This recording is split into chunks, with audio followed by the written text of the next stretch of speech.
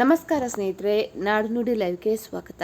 ಸ್ನೇಹಿತರೆ, ಇದೀಗ ಫಾಸ್ಟ್ಯಾಗ್ ಬಳಕೆದಾರರಿಗೆ ಪ್ರಮುಖ ಸುದ್ದಿಯೊಂದು ಇದೆ. ಇದೀಗ ನಕಲಿ ವೆಬ್ಸೈಟ್ಗಳ ಬಗ್ಗೆ ಕೇಂದ್ರ ಸರ್ಕಾರದಿಂದ ಬಿಗ್ ಅಲರ್ಟ್ ಒಂದು ಬಂದಿದೆ.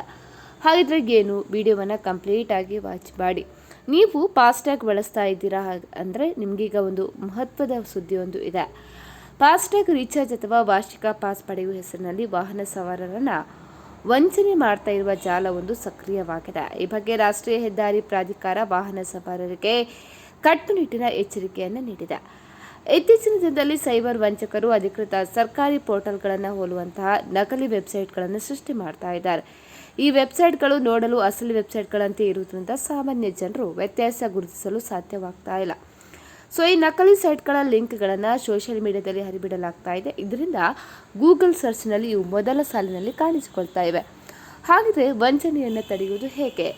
ವಂಚಕರು ಸೃಷ್ಟಿ ಮಾಡಿದ ಈ ನಕಲಿ ವೆಬ್ಸೈಟ್ಗಳಿಗೆ ನೀವು ಭೇಟಿ ನೀಡಿದ ತಕ್ಷಣ ಅಲ್ಲಿ ನಿಮ್ಮ ಮೊಬೈಲ್ ಸಂಖ್ಯೆ, ವಾಹನ ಸಂಖ್ಯೆ ಮತ್ತು ಬ್ಯಾಂಕ್ ಪಾವತಿಯ ವಿವರಗಳನ್ನು ಕೇಳಲಾಗುತ್ತೆ. ಫಾಸ್ಟ್ಯಾಗ್ ವಾರ್ಷಿಕ ಪಾಸ್ ಪಡೆಯಲು ಇವುಗಳನ್ನು ನಮೂದಿಸಿ ಹಣ ಪಾವತಿ ಮಾಡಿದರೆ ನಿಮ್ಮ ಹಣ ನೇರವಾಗಿ ವಂಚಕರ ಪಾಲಾಗುತ್ತೆ. ಈ ಹಿನ್ನೆಲೆಯಲ್ಲಿ ಯಾವುದೇ ಅಪರಿಚಿತ ಲಿಂಕ್ಗಳ ಮೇಲೆ ಕ್ಲಿಕ್ ಮಾಡಬಾರದು ಅಂತ ಹೇಳಿ NHAI ಇದೀಗ ಸ್ಪಷ್ಟಪಡಿಸಿದೆ. ಹಾಗಾದರೆ ವಂಚನೆಯಿಂದ ಪಾರಾಗುವುದು ಹೇಗೆ? ವಾಹನ ಸವಾರರು ಸೈಬರ್ ಕಳ್ಳರ ಬಲೆಗೆ ಬೀಳದಂತೆ ಇದೀಗ ಪ್ರಾಧಿಕಾರ ಕೆಲವೊಂದು ಮುನ್ನೆಚ್ಚರಿಕೆ ನೀಡಿದೆ.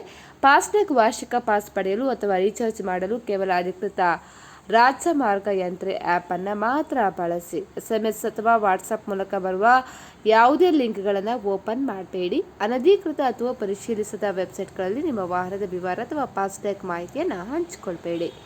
ಸ್ನೇಹಿತರೆ, ಈ ಬಗ್ಗೆ ನಿಮ್ಮ ಅನಿಸಿಕೆಯನ್ನು ಕಮೆಂಟ್ ಮಾಡಿ. ಇನ್ನು ನಮ್ಮ ಚಾನಲನ್ನು ಕೂಡ ಸಬ್ಸ್ಕ್ರೈಬ್ ಮಾಡ್ಕೊಳ್ಳಿ.